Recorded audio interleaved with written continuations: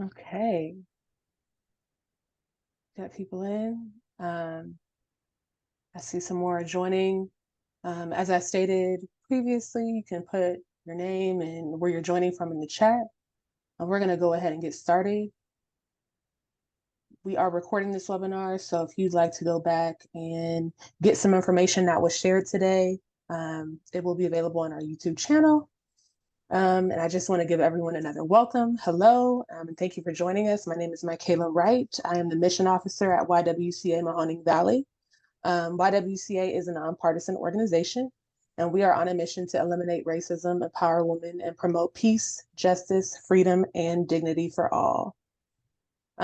Today, we are going to talk about bodily autonomy. And our goal today is to learn and to share information and start a dialogue on this issue. So if you have questions for our speakers today, you can put them in the Q&A feature or in the chat as you think of them.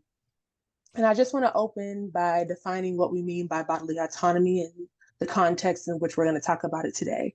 So when we talk about bodily autonomy, we're talking about people having the freedom to make choices about their bodies when it comes to their health, healthcare, and when it comes to appearance. This issue has been debated, and there have been limits put in place to jeopardize this freedom, especially among those who do not fit the status quo. So we find this issue to be very significant and very important to discuss. And we really just want to have a dialogue and a conversation about that today. So we have two very special people who will be speaking and discussing this topic today. We have Melekte and Melaku, who is the senior organizing strategist at ACLU, Ohio. Her issue area experience includes pretrial reform, juvenile justice, LGBTQ protections, environmental justice, and educational equity. We also have Alexis Smith, DO, who is a radiologist who lives in Youngstown, Ohio. She is a board member of the Physicians for Reproductive Rights and the Still Valley Reproductive Freedom Coalition. So I just want to thank you both for being here today. And I'd like to start with Alexis. If you can tell us a bit about the state of bodily autonomy in our area and the purpose behind your work. And then Melekte, you can follow when she's done. All right. I'm Dr. Alexis Smith. Hi to everybody. I'm sure I know some of you here. I'm a board member of the YWCA as well. But in the wake of the Dobbs decision in 2022, which overturned Roe v. Wade, there were several organizations that formed in the state of Ohio. One of them was Ohio Physicians for Reproductive Rights.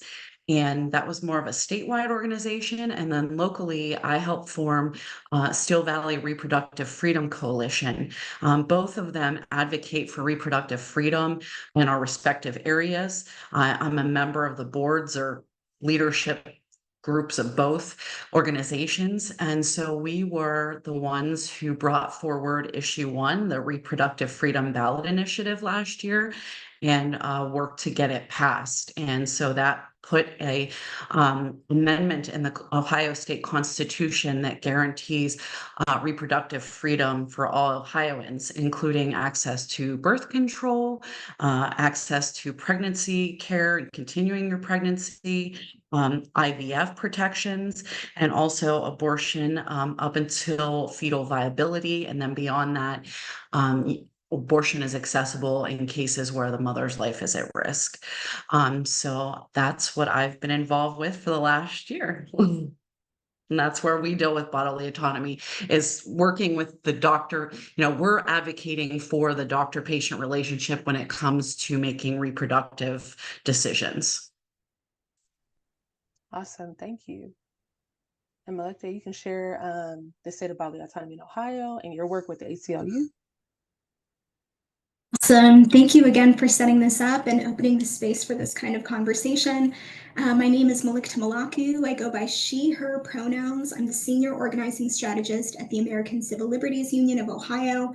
ACLU is a national nonprofit dedicated to preserving and expanding civil rights and civil liberties. These rights are enshrined to us in the Bill of Rights, or the first 10 amendments of the Constitution. So this includes everything from freedom of speech, freedom of religion, freedom of protest, freedom to live free from unequal treatment under the law, and of course, freedom from discrimination. And of course, your constitutional right to privacy and liberty includes bodily autonomy. So this is the freedom to take care of your body, the freedom to successfully navigate public spaces with your body, the freedom to make decisions about your body without encroachment, surveillance, policing, or undue burdensome government intervention. So my portion will talk a little bit about the ACLU and what we do, give a nod to the Reproductive Freedom Amendment passed in 2023. Shout out to Ohio Physicians for Reproductive Rights for setting the stage for those protections. And then I'll end with kind of a status update on LGBT rights in Ohio and some ways to get involved outside of the context of this conversation. I'm going to share my screen.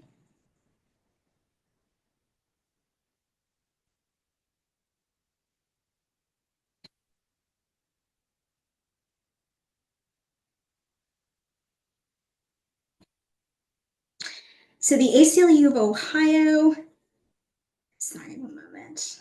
Don't know why this is.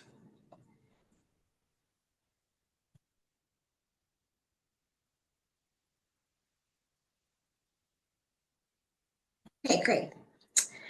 So the ACLU of Ohio, we are a national nonprofit that was founded in 1920. This was founded at the end of World War II. We had our American government, it was accusing and unjustly charging folks for being communist agents. So a group of civil rights activists came together and said, how do we make sure that the government doesn't encroach upon our rights, doesn't trample upon our civil rights and civil liberties? We need to create a separate entity to ensure that our government adheres to the principles of the Constitution. I want to shout out notable founders, including disability rights activist Helen Keller and labor leader and activist Elizabeth Flynn. I know this area is steeped in deep labor history, so wanted to shout those women out. Just a reminder, we are a strictly nonpartisan organization, meaning that we don't endorse any political parties or political candidates. We support policies that expand and preserve civil rights and civil liberties, especially working in the state of Ohio. You have to work on a bipartisan, with bipartisan relationships in our bipartisan legislature. So this is a feature that we hold very dear to us. We are in all 50 states. We have approximately 1.6 million members nationwide, including 5,000 Action Team supporters, or Ohio-based activists across the state. So how do you protect civil rights and civil liberties? We do so by, of course, litigating in the courts. This is probably where you've seen or heard of the ACLU the most. But a lot of our work now is advocating in the legislature, engaging and educating the public, and of course, power building with that community organizing element. My role is specifically focused on building power for everyday Ohioans, so equipping them with the tools to demand fair public policies, very similar to what we're doing in this conversation, building a space for knowledge, building a space for engagement. We use all of these tactics in unison and call it integrated advocacy, again, using litigation, policy advocacy, community engagement, and organizing as mutually supportive tactics to advance civil rights. I won't talk about this too much because I know the medical professionals on the call and the leaders of this amendment have so much context to provide, but I wanted to lift up, of course, the Reproductive Freedom Amendment that was passed last year. Ohioans overwhelmingly voted to enshrine reproductive freedom in our state constitution. Thank you everybody who voted, held meaningful conversations with their loved ones, researched the amendment themselves. As a reminder, Black people, brown people, people with disabilities, working class and queer people, they're disproportionately affected by bans or restrictions on reproductive care. In 2019, our legislature passed a 6-week abortion ban with no exceptions for rape or incest. Outside of the ACLU, I sit on the board of Preterm Abortion Clinic, and so for context, 9 out of 10 women in our state receive abortion within the first 10 weeks. So this abortion ban was, this law was essentially an abortion ban with no exceptions, once again, for rape or incest. So without that constitutional amendment, these rights would not be protected whatsoever. And now, because of that victory last year, it's a constitutional right to make and carry out one's reproductive decisions, including decisions regarding abortion, contraception, fertility treatment, and miscarriage care. Many of you know, threats to bodily autonomy for people seeking reproductive care intersect and extend to members of our queer community. So I'm going to provide this quick primer before jumping into some of the bills that we know are threatening the rights of our queer loved ones. But as a quick primer and a reminder for folks that we can, again, frame the conversation in a way that's constructive for action later. LGBTQ, what does that mean? Lesbian, gay, bisexual, transgender, queer, and intersex communities.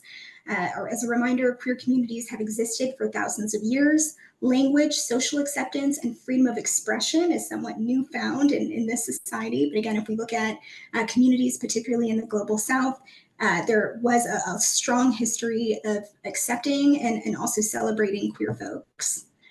In the state of Ohio, it's actually still illegal to discriminate against LGBT people, as gender and sexual identity is not a protected class under state law. Michaela was bringing up bodily autonomy and appearances. So if you had a tenant who looked at you and said, you look potentially queer, or if there was a trans person who was seeking out housing, that tenant can legally say, I'm not going to rent to you because you're a queer person. And that individual has little to no legal recourse because gender and sexuality are not protected classes under Ohio law. Another quick reminder before going into these bills, healthcare providers do not conduct surgical reassignment surgery on minors in the state of Ohio whatsoever. Healthcare decisions regarding gender transition or gender identity should involve the doctor, the young person, and their guardians. And gender affirming care is supported by every medical association and performed with a high standard of care in our state and nationally. So a couple bills that we're watching that directly intersect with bodily autonomy and our queer community. House Bill 183, or the bathroom bill. It prohibits trans people from using restrooms aligned with their gender identity, as well as other facilities like locker rooms in K-12 schools and colleges and universities. It further prohibits schools from allowing trans people to share overnight accommodations, like going to staying at a hotel for a school trip or a conference with students of the same gender identity. And it prohibits schools from constructing or maintaining multi-occupancy, non-gendered or all-gendered facilities, but permits family facilities. So some clear civil rights, civil liberties issues that arise with this bill. It narrowly defines biological sex and seeks to legalize discrimination against trans people through the enforcement of this bill. Just some a status update. This bill was voted on party lines out of the House Higher Education Committee. This bill awaits a vote by the full House before moving on to the Senate. And towards the end of the fall, we're going to be starting Lame Duck, which is that 6-week session that distinguishes the end of the General Assembly session. This is when legislators are desperately seeking to pass certain pieces of legislation as quickly as possible. So please be on the lookout for this particular bill. And towards the end of my slides, I have some resources and ways that you can stay involved in tracking and testimony and lobbying against this bill from passage. This is another bill that actually did pass, currently in litigation, House Bill 68. This bill prohibits doctors from prescribing hormones, puberty blockers, or gender reassignment surgery before patients turn 18. Once again, as a reminder for folks, doctors do not perform gender reassignment surgery on minors in the state of Ohio.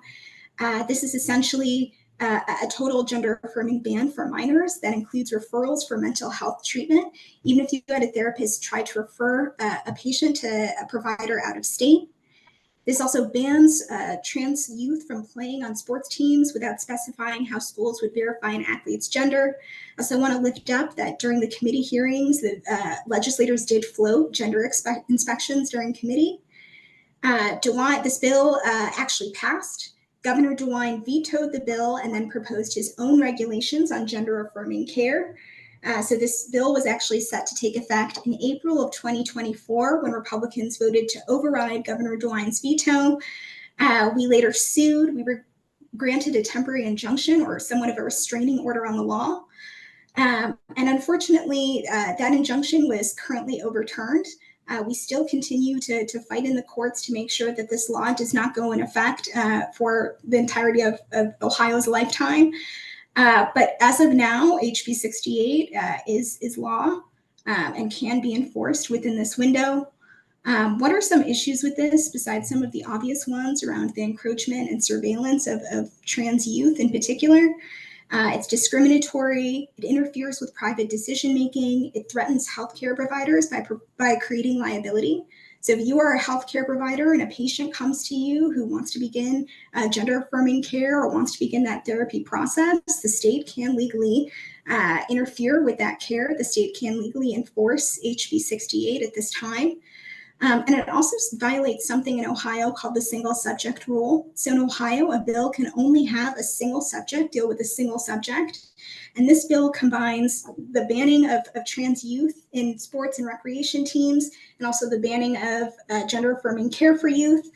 So we believe that we have an extremely strong case. We'll continue to fight this in court. But again, as of now, HB 68 is current Ohio law.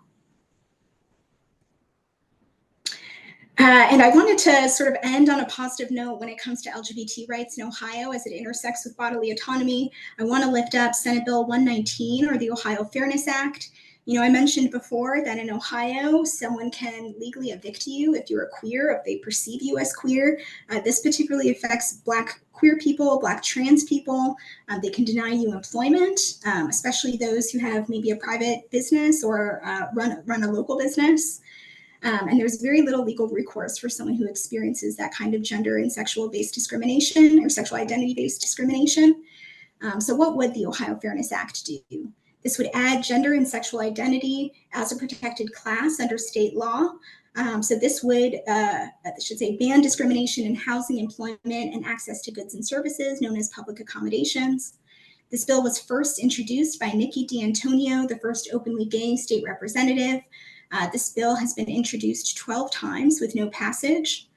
It's also supported by Ohio Business Compete, comprising more of 1,300 corporations, local businesses, nonprofits, labor unions, and universities who believe the Ohio Fairness Act should pass. And some local municipalities have adopted the language within the Ohio Fairness Act within their own local resolutions. I think Youngstown might be one of them. And although this provides some protection, it's not, it doesn't embody the entire state. It creates this patchwork of protections that aren't adequate. And we're also watching if this bill can potentially get movement during lame duck, but we're not sure. So for folks who want to stay connected and learn more about the ACLU of Ohio, sign up for the action team. This is the organizing extension of the ACLU of Ohio.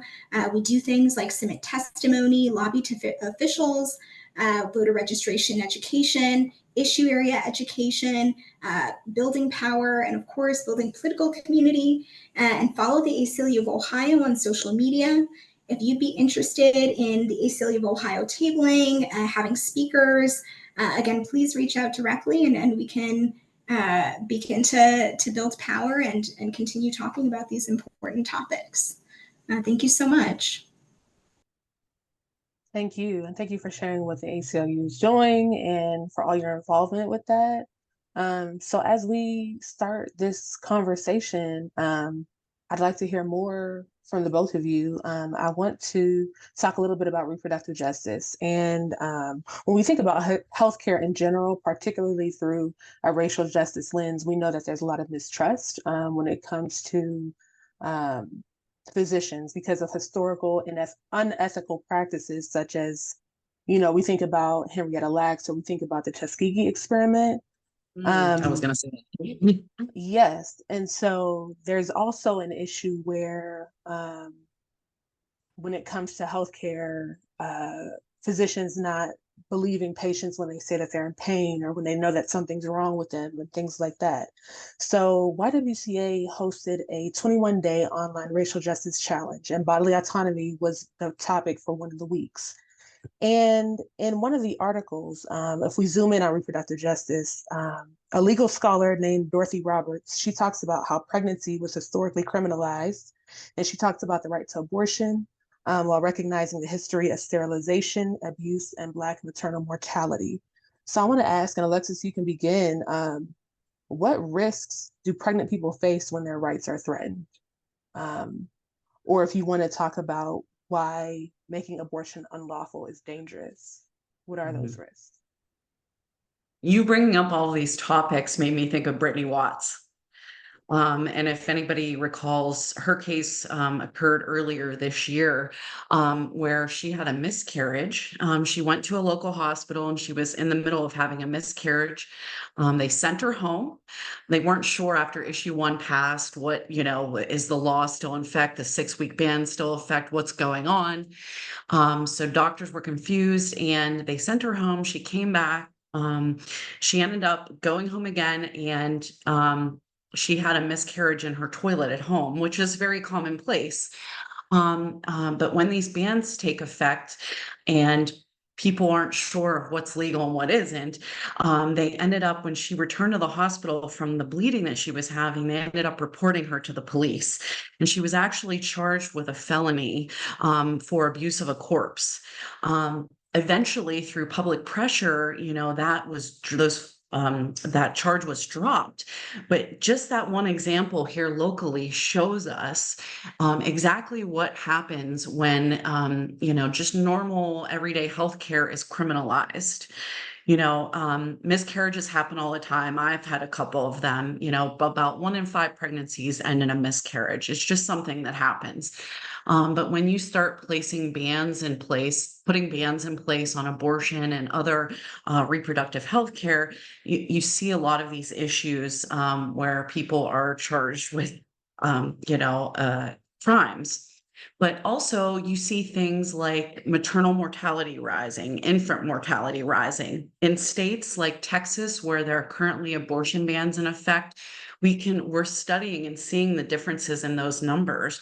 And there is quite a drastic increase in maternal and infant mortality in these states. And there's a couple reasons behind this. So number one, just the care in general, you're not able to provide the standard of care that you normally would. So what's happening is these pregnant people are showing up to the hospital and they're having a complication of pregnancy. Pregnancy is risky. I don't know if you knew that, but pregnancy in and of itself is a risk. It can kill somebody. It can hurt somebody or harm them or make them infertile. And so these women are showing up with a complication and they're literally bleeding out. And because maybe the fetus still has a heartbeat, and because of the way these laws are designed, the doctors are not comfortable with treating them. So they're literally being sent home or airlifted out of the state to another place where they can be treated with the standard of care, which is an abortion. So it's confusing the science with law when the law doesn't really seem to understand the science, right? So it's putting these women's lives at risk. And we know that even though our statistics aren't currently tracking that, we know that some of these women who are left to bleed out or become septic and left to almost within an inch of their life before a physician intervenes or the hospital intervenes, that some of those women just aren't going to make it. We'll try to pull you back from dying, but it's not always going to happen. And so there have been stories like that. It's just that our statistics right now are not good at tracking it. The other issue that we're coming up against is that physicians do not want to work in places where these bans take effect. Because again, abortion is standard of care for certain disease processes or complications of pregnancy. There are certain instances where this is the scientific standard of care. Physicians don't want to work in a place where they can be criminalized, lose their license, go to jail, be fined, and lose their entire career. I went to school for umpteen years, took out hundreds of thousands of dollars in loans. I would never want to risk that, So you have physicians fleeing these states, but then you also have residents and people training who don't want to go there either because they're getting substandard training. So we're seeing a significant drop in the number of people who are willing to train in these states and also in physicians who are willing to work there. So even if you want to remain pregnant, there's these deserts of OBGYN care in these states because they can't retain physicians or attract them to come to this state. Interesting. And Melekte, if there's anything you wanted to add to that. I completely agree. And Thank you to the Reproductive Freedom Amendment that for the first time in Ohio's history, we can be on the offense when it comes to accessing reproductive care. So right now we're challenging things like the 24-hour waiting period. We're challenging some of the dialogue that the Ohio legislature has forced our governments to use in conversations with pregnant people. Like a doctor has to provide information about fetal cardiac activity, even if it's not medically relevant to the conversation. Doctors are also, imposed to provide some of these waiting periods as well, even again if it's not medically necessary. So the amendment that we were able to pass and its potential and possibility around access for reproductive freedom is really something we've never seen in the state of Ohio, but also trying to catch up, as Dr. Smith was saying, trying to make sure that we have the medical infrastructure and the climate and culture to bring in those good doctors, to bring in even money and research around this field as well, which I know, continues to be dwindling. Thank you. Yes, and it is important to have access. And so when we talk about that, and I want to shift to LGBTQ plus rights and protections, there was another article from our challenge that can be found on Refinery 29, in which Nick Rodriguez Villafane, who is described as a non-binary transmasculine person, talks about their own experience and feeling like their body was not their own growing up. They grew up in a very religious background. And so they went on to explain the discrimination that they faced personally, but especially in their home state of Florida, which adopted anti-trans legislation. And I'm going to read a quote that they said. They said, "My gender journey and the return to making my body feel like home has meant mourning the memories of growing up in a state with beautiful memories of the land, but also surviving the suffering of its human consequence." And I really appreciated this article because many times, even though this was just one person's experience, like many times when we hear a story shared, it shows us the humanity of a person and not the label. And so another quote that they wrote, they said, "Being trans, being non-binary, expanding the possibilities of my masculinity is a firm protection, a dutiful loving, and a conscious resistance and rejection to any word, grammar, or state of being that aims to flatten me into one-dimensional sameness." And I thought that was so vulnerable, and it can shift perspectives when people think about what it means to be a trans or non-binary person. So thinking of that perspective when it comes to healthcare, or when it just comes to humanity in general, what is needed for healthcare professionals to provide excellent care to trans and non-binary folks? I know, Melekte, you talked about gender affirming care when you were talking about what ACLU provides and fights for. So what else is necessary to provide that care to people who need it? Either one of you can begin. I'm sorry. Oh, yeah. I was like, I don't know. I mean, I can say from a physician background in general that some of it's education.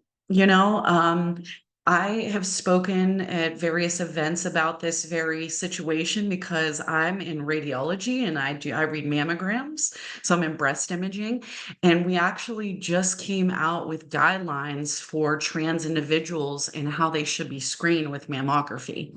So some of it's education, of course.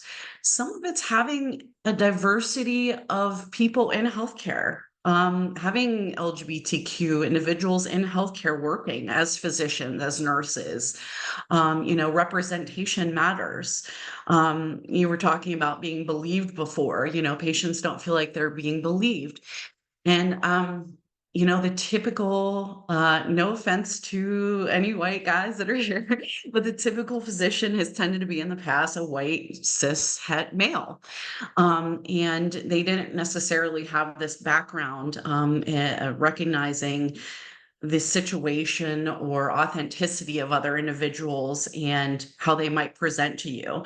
And so I think there's education that's needed, there's empathy that's needed, and diversity again that's needed, because I know that even in where I work, women are comfortable, tend to say to me when I walk in the room, they're very comfortable seeing me because, I'm another woman who's taking care of them with their breasts, And so there is something to be said about having that lived experience, and to having those individuals be within the system itself, helping to take care of people. I think that's important.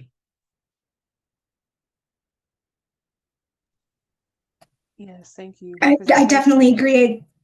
My apologies. I also wanted to add, particularly when it comes to issues regarding the LGBT community, issues at the intersection of trans rights and trans bodily autonomy. Any changes in policy start with changes in culture and language that turn into changes in practice, that then turn into changes in policy. So having ongoing conversations where we're debunking some of these myths around gender affirming care, some of these myths around youth or minor access to gender affirming care, particularly surgical care, and also making sure that the public can forge connections between the sabotaging of reproductive rights and liberation for queer folks, liberation for trans bodies. After we got the first 1,000 signatures for the Reproductive Rights Amendment, the opposition put out TV ads saying that our amendment would force children to have gender reassignment surgery.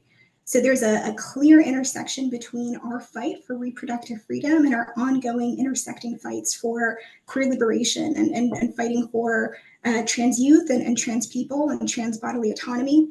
I also wanted to lift up the quote that you were talking about, of course, reminds me of Kimberly Crenshaw and all of her incredible intersectional work and research, and just always reminding folks that we need to start from bodies that are most othered and then move forward as we create policy, infrastructure, training, and new standard or rigor of standard of care for medical professionals, and starting with Black trans bodies and seeing if I was a Black trans person moving through our system. Of course, I don't share that experience, but I can reach out, build relationships, and create solidarity with people who are. How do I navigate the system and create policies that, once again, honor my bodily autonomy, honor the bodily autonomy of queer and trans folks? And as you can see, when we have government intrusion on some of these rights, government intrusion on privacy and your right to have care and have those conversations with your doctor remain private, you begin to create policy that supports everyone's rights. And you see, we create a more inclusive, justice-based framework from starting at that intersection of whose bodies are othered. And of course, from a racial perspective, from an age perspective, from a gender perspective, I think all of us have some experience of having our body othered. And again, drawing from those experiences as we think about how to make changes in policy, how to make, again, a medical policy standard and rigor from a place that's inclusive. So again, I think it begins with changes in culture that follow changes in practice, that follow changes to policy. It's so interesting that you said that, because we actually Still Valley Repro works very closely with Mahoning Valley Queer Action here, because we recognize that intersection, and we really do feel like it's, these are kindred issues, right? And you tug on one and it helps the other, right? Because it just is this is bodily autonomy, whether it's an LGBTQ person or it's a pregnant person. It really is. It's all about being able to make your own choices for your own body. Thank you both for that insight. Intersectionality is huge and is a big thing when it starts with, policy being changed, but starting with culture and being able to recognize that. So I'm going to shift a little bit before we get into Q&A to talk about another side of bodily autonomy, aside from reproductive rights, aside from LGBTQ rights. In our challenge that we had, YWCA had, the online challenge, they also touched on weight stigma and they touched on hair. And when it comes to weight and race, there have been several instances of police brutality and misuse of force against African-American men. And so some of those examples include Eric Garner, who died in 2014 after an NYPD officer put him in a chokehold. We think of Mike Brown, who was killed on August 9th, 2014 in Ferguson, Missouri. And in both those cases, the police officers referenced their weight to justify why they were forceful. And so we know that there are a lot of made up standards for what we consider a good body, right? We have standards of beauty or just an overall standard of our comfort level around a person based on their physical attributes. And so if any of you can share how that's harmful, how weight stigma, just from your lens when it comes to racial justice, or even when it comes to health, how that stigma based on weight causes harm. I can go first. So, I don't know if I was watching something the other day, but they said, nobody's ever been shamed into doing something differently, and improving their lives or things. So I think that's part of this issue here is that, some people seem to believe that the shame is going to help in some way. And I've never found that that does. So if we want people to seek care and we want people to trust us with their most vulnerable, moments and issues in healthcare in particular, we have to create an environment that is not shame-filled and where we welcome all different shapes, sizes, colors, genders, identities, it does not matter. We want an inclusive community where we're all working in this together and we're working together to thrive together. So I think that when you stigmatize anybody, you marginalize anybody, and particularly in healthcare, we tend to see that those populations have bad outcomes. They have worse outcomes. It just is. You're not going to seek care. You're not going to be believed. You're not going to maybe have the funds or whatever it is. But they tend to have worse outcomes. So when we other a group, even people who are disabled, when we other any type of group, we say this is the main group that's right, and then the rest of these aren't. It creates issues with downstream effects with your health, whether or housing or work, or there's maternal mortality, all of these things that can happen. So the key is not to other them and see that in our diversity we are stronger, and that these differences are what makes us great and what helps us have such a strong and vibrant communities, and kind of, again, having that diversity, equity, inclusion, where we bring in more of these people into healthcare and we educate people about these communities and why their differences are no better or worse, why this, it just doesn't apply to them.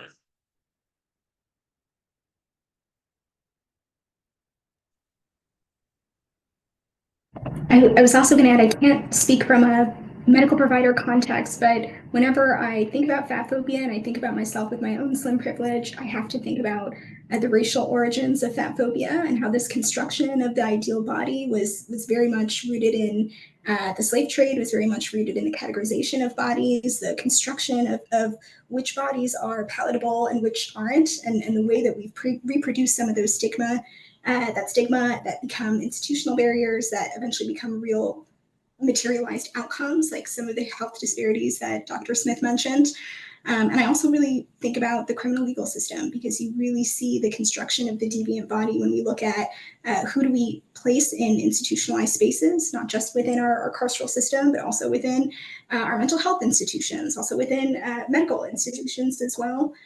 So again, as we tried to think about making changes to culture and language and providing those frameworks, making sure that we're calling out, there are racialized origins to fat phobia and the implications and the reality of a person of color, particularly a Black person being fat versus even a white person of that same size, and the different privilege they leverage within that identity while still having to live and navigate in a world that is so fat phobic, is something that I always think about. I'd really love to incorporate some of these topics more into our organizing within the criminal legal system, especially bringing up what you were saying, the strangulation with Eric Garner and some of the work that we can do around police accountability and the way that police perceive these bodies.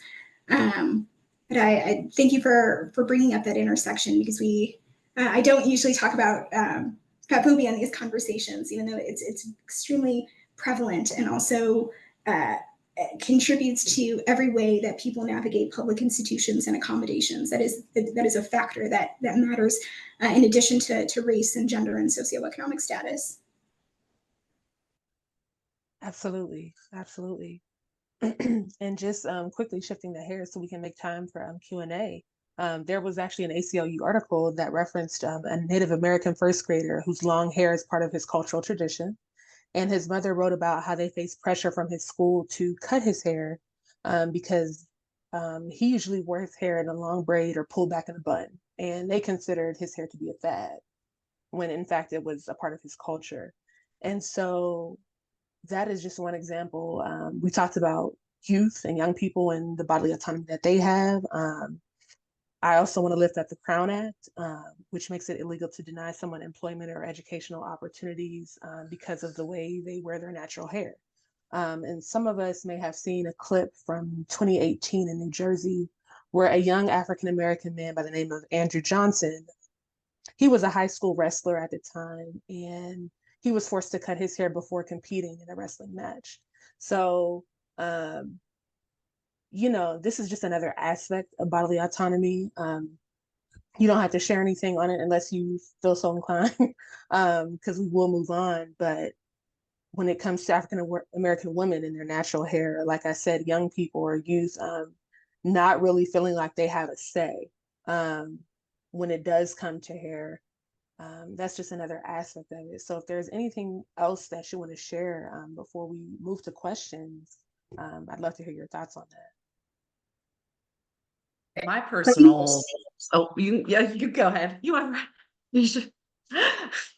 I was just thinking about, you were saying youth over and over again, and I know that in healthcare, we definitely still have issues around this where a child might be forced to do things, that they don't want to do, and they don't necessarily have their own bodily autonomy. And sometimes that serves them. And other times I was uncomfortable, I will say, when I was training, and simply refused to do some things to children that were ordered to be done, And so I think there's a bigger conversation too to be had about children and their bodily autonomy. And that relates to the LGBTQ subject, because then there are intersex individuals in which, in healthcare for many years, the doctors were just deciding what sex the patient was, and just deciding it for the patient.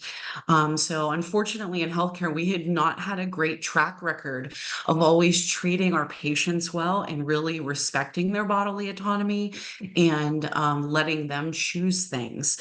You referenced the Tuskegee experiments in the past, where they gave Black men syphilis and just let them go on with it until they died, and to see what happened. I mean, we have not had a great track record, and we have got to address these issues and look at how we treat every individual, no matter their age, no matter their gender identity, their race, their cultural background, because we really want to have this healthcare where we're providing to all people in a place where they feel safe, because that's going to give us the best outcomes that we're ever going to get, is when we provide a safe environment to treat them and help them.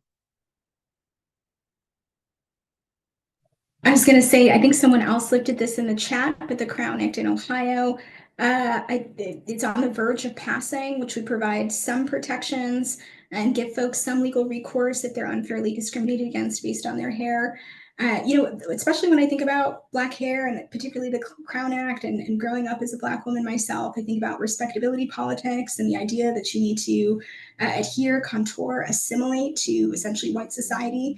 And hair really sits at that intersection, and how politicized Black hair is. And, I know, people of color in this call can definitely relate to experiences of how they're treated different, just having straight hair versus having curly hair versus braids.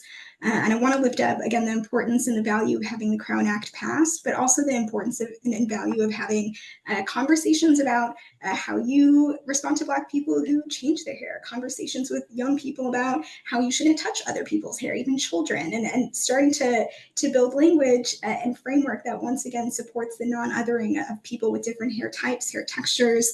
Also want to lift up some really remarkable history around braiding hair in America. For those who don't know, braiding hair was actually banned during enslavement because leaders would actually braid different maps involved in the Underground Railroad, involved with connecting to freedom fighters, and they would actually do so on the scalp using a skill that they brought from Africa, ancestral skills. And so there's a deep politicized, racialized history of why braids in particular were banned in this country, why that knowledge was lost from the African American community very intentionally, removed and erased. I'd be remiss not to mention that history and the continued politicization of that. And I would love for that information to continue to be shared so people, again, have some more context. But the representation of folks with different hair textures, braids, crochets, dreads, a whole host of different hairstyles worn by both Black people and people of color as well. And the importance of having conversations about hair with young people. So again, you don't have situations where young people may be getting harassed by peers or their institution for the way that their hair looks.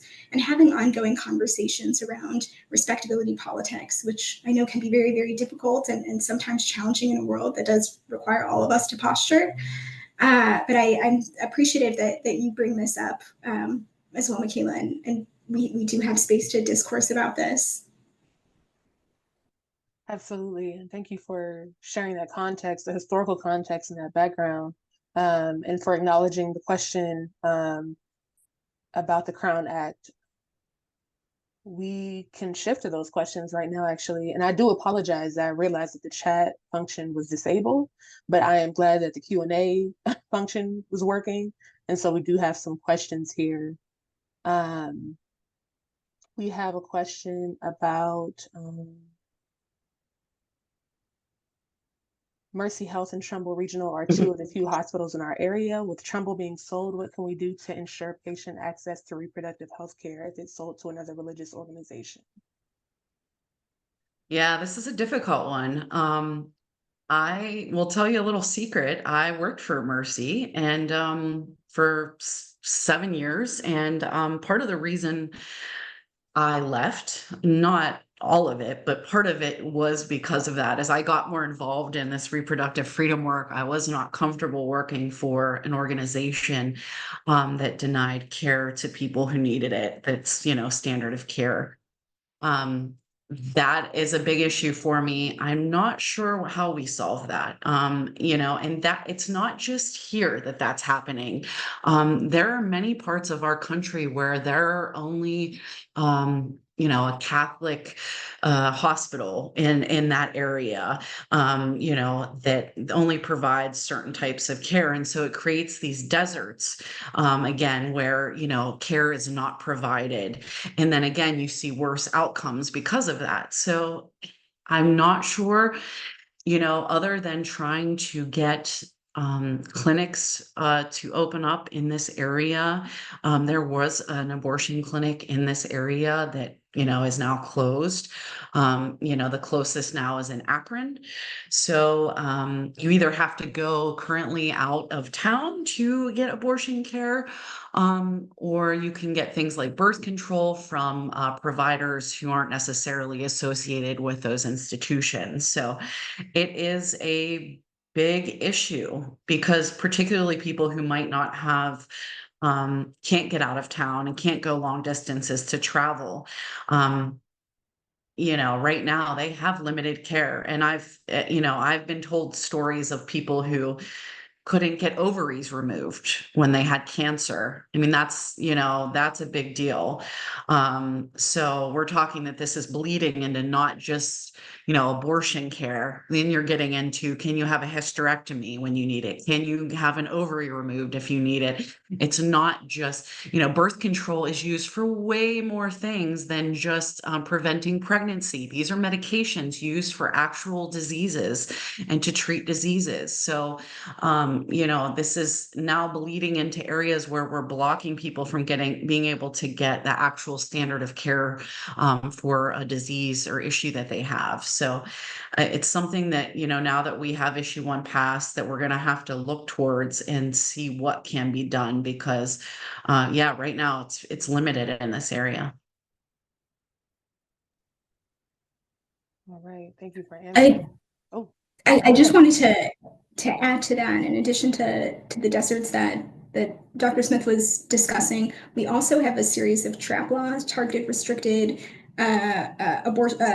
laws imposed on abortion clinics, everything from kind of the size of their door frames to, before we had a law, a fetal cremation law. So even though accessing abortion is a constitutional right in Ohio, we still have a legal and political infrastructure that is very much anti-abortion access, very much anti-reproductive freedom. So we need to continue fighting against some of these trap laws. We need to continue engaging with our loved ones, reminding them that the fight for reproductive freedom isn't over. We have one step here. We have strong statewide protections that were always deeper and more enshrined than Roe ever was, the federal protections. But now it's time to create the culture and legal and institutional infrastructure to support access, supporting those funds for abortion care, supporting folks who are interested in trying to get a Planned Parenthood or expand kind of the access footprint. And also making sure that we're watching the legislature, we're watching these vital elections that were happening and getting really clear on, are the folks that I'm voting for in support of reproductive freedom and access, are they not? Again, reminding folks that the fight for reproductive freedom, the fight for bodily autonomy has been ongoing in the state of Ohio. It didn't stop just because we have issue 1. And if folks are interested in potentially organizing or having some of these power building conversations, I'd love to have conversations with you or connect you with a regional organizer or someone who'd be able to continue this conversation. Because again, as we were talking about earlier, changes in policy happen with changes in culture and language. Yeah, we also have a problem with funding of crisis pregnancy centers in this state. We put millions of dollars and taxpayer money right now are being given to these crisis pregnancy centers, which are essentially fake clinics that provide misinformation to people and kind of lure them in to prevent them from getting the abortion care that they need. So those are currently being state funded. And we have a little pamphlet, Steel Valley Repro, that we're giving out right now about them, because a lot of people don't know about them.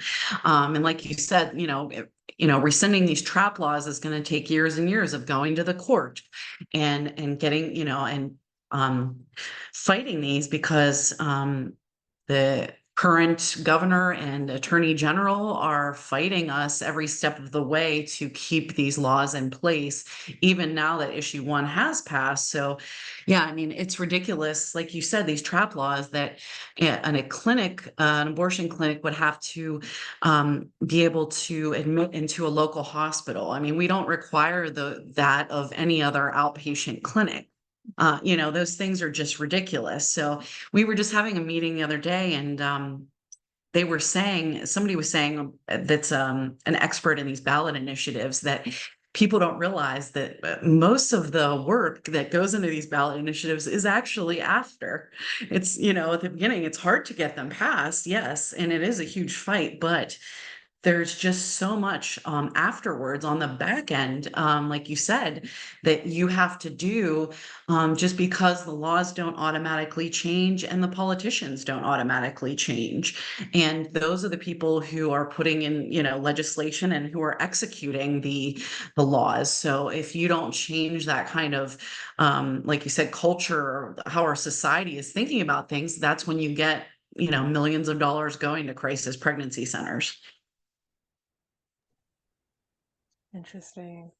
And we have, And I'm sorry, go ahead. I I was just going to lift up one more question, and I think we touched on it a little bit, but someone wants to know if we can lift up or discuss the intersection between disability and bodily autonomy before we close. Yeah. Anytime I think about disability justice and the work that we do, I'm always reminded that at any time I can join that community. At any time, any of us can join the disability community. One accident, one illness, chronic diseases, a whole host of things that place people within that class. And again, when we look at the construction of bodies, the social construction of bodies, whose bodies are seen as deviant, whose bodies are seen as worthy and palatable. We have to remember that folks within the disability space have a different perspective and advantage to see where there are gaps in policies, where there are gaps in communication and accommodations as well. Particularly within the voting space, we're seeing a lot of accommodations for voting being threatened by our current legislature. Ohio used to have a whole host of great accommodations that we would support and fight for at the ACLU that are now being stripped with some of the work that's being done to create barriers to voting in the state of Ohio. This very much intersects with, again, some of the electoral work that we discussed.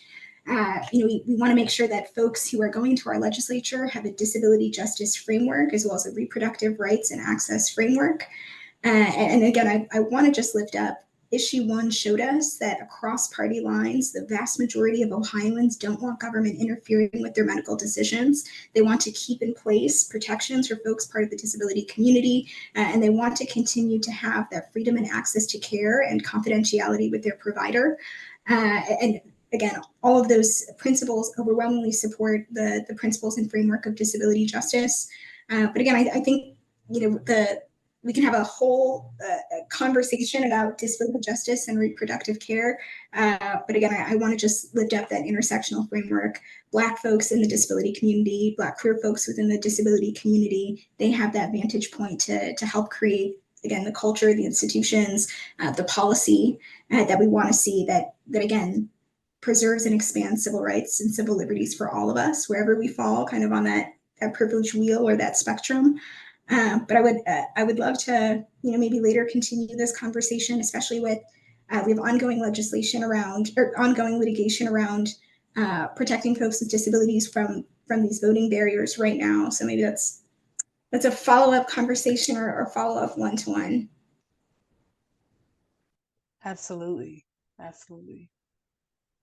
Well, we covered a lot in an hour, and I just want to give you another thank you to both of you for joining and providing so much context, history, information. A common thread across all of these states when it comes to bodily autonomy is that marginalized people are being stripped of power and the autonomy over their bodies, or to feel that their bodies are their own. And so if we could just leave with feeling some sense of empowerment, that we want to do what we can to make sure people are living with dignity, living with freedom.